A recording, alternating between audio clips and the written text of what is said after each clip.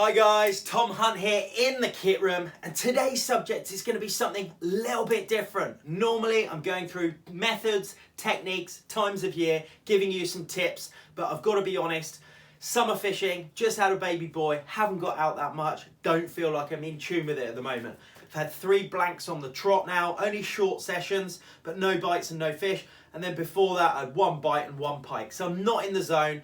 I don't want to stand here in front of you and say, yeah, these are the tips for summer, because I always got to speak from the heart, and generally I'm speaking with, what's on my mind at that time of year. So if you guys have had any success, please drop it in the comments below. Give me your tips. How have you been catching this summer? I'm really interested to know. You're catching on rivers, you're catching top water, you're catching on soft plastics, you're catching only at the start of the day. Let me know how you guys are catching, because I ain't on form at the moment.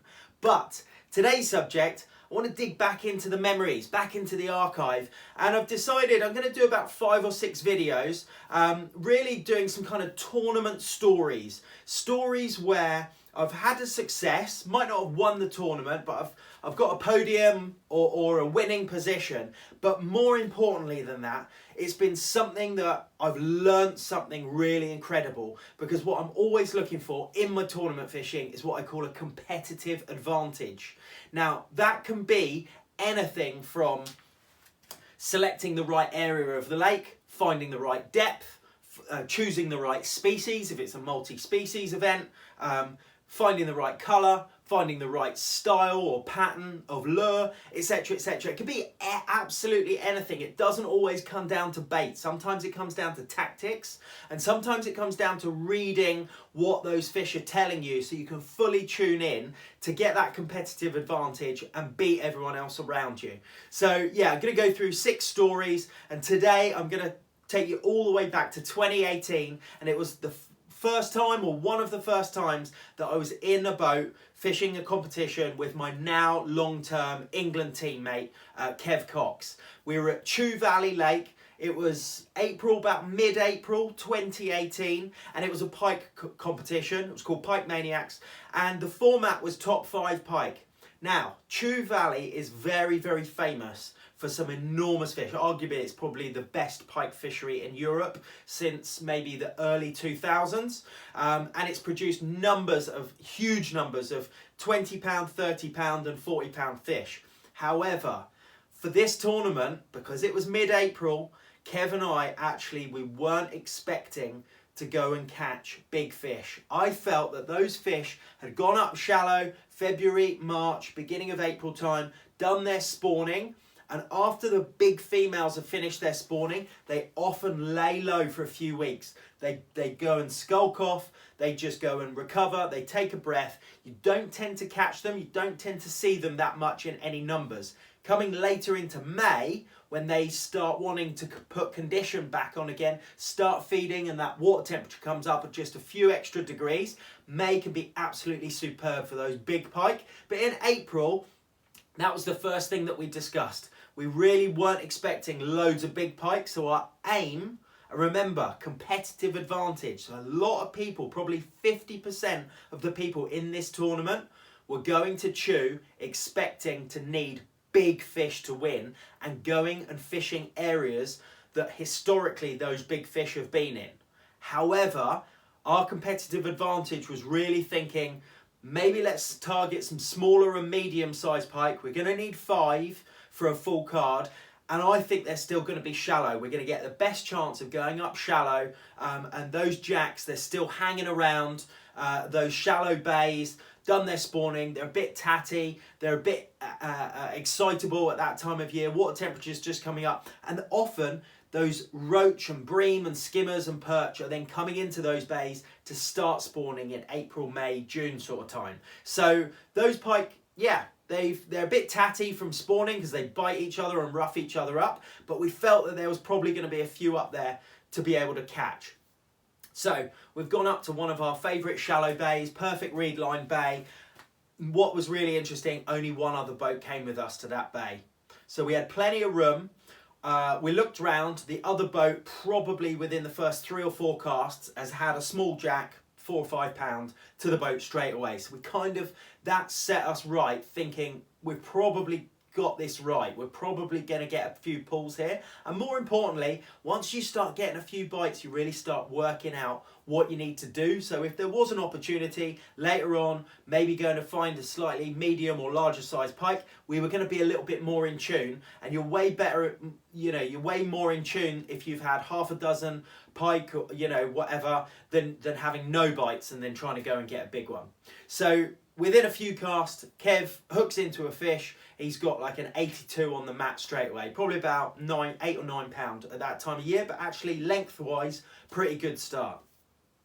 A few minutes later, I'm fishing. I was sponsored by Gunki at the time. I was fishing a G-bump, big, powerful, you know, body roll type, bit like the Westin shad tees. And I've had a follow right up to the boat. And it was a follow with what I call intent. You know, I've had this pike, probably about 5 pound, come up right behind the lure, stopped, had a good look at it, gone off, come back again, gone off again, and I couldn't get him to commit to the lure.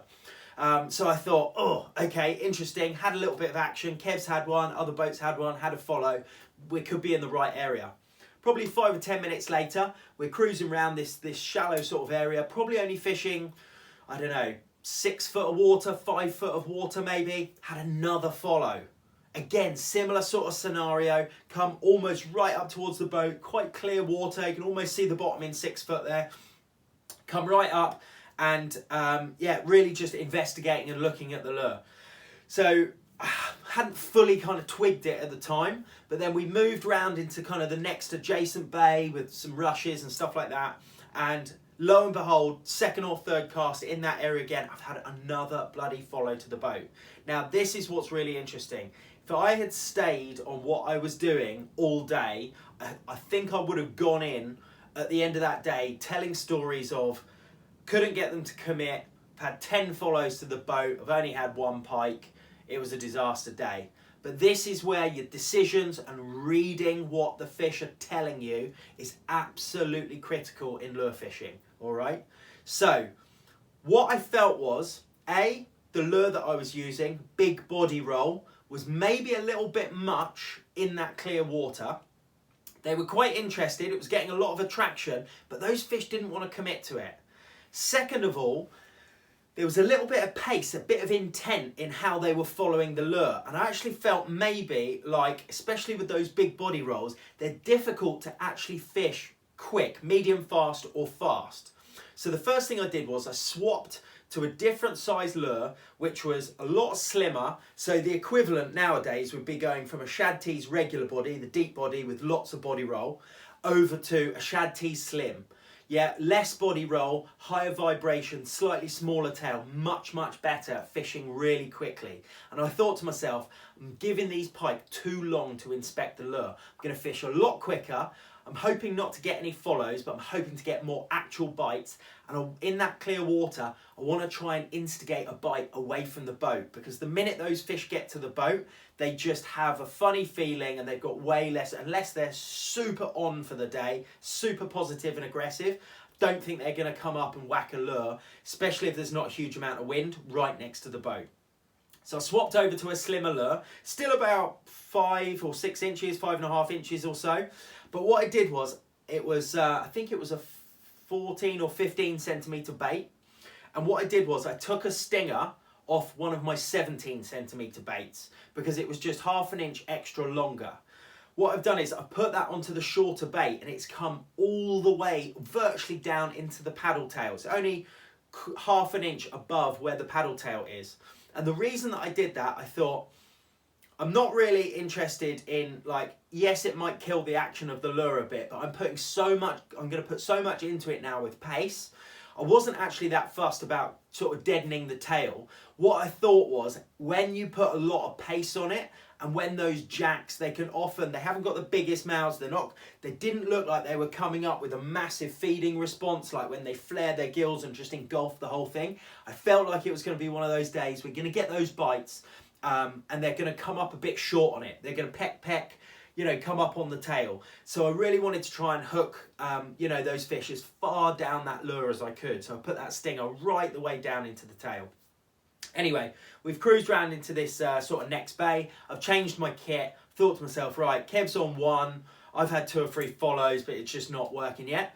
within probably about 10 casts of chucking it out, not letting it settle too much and just virtually burning it. Occasional pauses, but burning it. Whack, it's gone round. I've had my first one, probably about £4 or so, but I was off the mark. Basically, the story of the day over the next kind of couple of hours, it was just absolutely perfect. It was the right way to fish. Kev was still on a bait that was slightly bigger than mine. He hooked another one, lost it, then he did have another one, but I was basically, every bite, I was virtually converting every single one. And I think I got myself up to 5 or 6 pike within the next couple of hours. I think Kev was on maybe 2 or 3 at that time, and I'd gone up to 5 or 6. So I kind of instantly knew that it was the right style of presentation, had the right type of bait on, and I was giving it to them just how they wanted it and what was going to create some success. But what was interesting was, out of those 5 or 6 fish, I think every one of them, bar one, had been hooked on that stinger and on that stinger alone. The main hook was nowhere near their gob. It was just a stinger that was on the front of the lip or in the scissors, and that was, you know, I kind of predicted it, and it had gone really, really well for me, that I kind of changed direction. Like I said, I didn't end up with that story at the end of the day, or I had 10 follows and didn't convert any. I was starting to convert them. We basically cracked on through the day, just repeated the pattern, followed around in kind of 6 foot, 7 foot of water, found little pods and areas around the rushes. I think I ended up on 7 that day, and my top 5 pike got me 2nd place. Kev had that first one at the beginning, an 80 pluser, which was a good fish for the day. I think he only ended up with 4 fish on his card, so he was 1 short that day, and if he'd had 1 extra smallish one, he'd have beaten me, but he came 4th. I came 2nd, he came 4th, and I think we were the highest placed boat, and I think we had probably 11 or 12 pike to the boat that day, so, you know, pretty successful. In fact, it was the most successful in terms of numbers. And the other thing that was really interesting at that time of year, mid-April, the biggest fish of the day was 90 centimetres. Probably, by Chew standards, a low double, maybe £12 or so. So very, very interesting that a lot of those guys had spent time fishing slightly deeper water in areas that have got history for big fish later in the summer or the autumn, and those big fish, A, just either weren't there, or B, weren't prepared to feed, and that certainly wasn't where those jacks were. So you had a huge number of people coming in with none or 1 pike on their card, you know, and we both nearly had a full card each. So, you know, my point is, through these tournaments, it absolutely forces me to think about my presentation, convert bites, and do best on the day, because when you're all on the same venue, you know, the cream does rise to the top, and you can work out what the ultimate presentation is for that day. Might not always be you that gets it right, but that's why communication with other people that are in the tournaments, speaking to people, finding out what works, gets my angling brain. It's just absolutely awesome. That's what I love. I love trying to figure out fish behavior, time of year, presentation, different styles of lures, all of that sort of stuff. So yeah, we managed to get it right on that tournament. It was all about those subtle changes, a longer stinger, a slimmer lure, speeding it up a little bit more, but we were in the right areas to start with, but I didn't quite get it right. So sometimes you've got to add all of those pieces of the jigsaw together to get yourself some success. All right, so think about your angling. That's what my channel's all about. Thinking about the finer details of technical kind of lure fishing. And yeah, I'm going to do a few more of these kind of tournament archive memories. Yeah, lure lessons, ones that I've learned really, really interesting lessons from, and I hope you enjoyed them too. So any comments, stick them below, press that like button. Love it when you subscribe, helps the channel massively. And yeah, until then, I'll see you on the next one.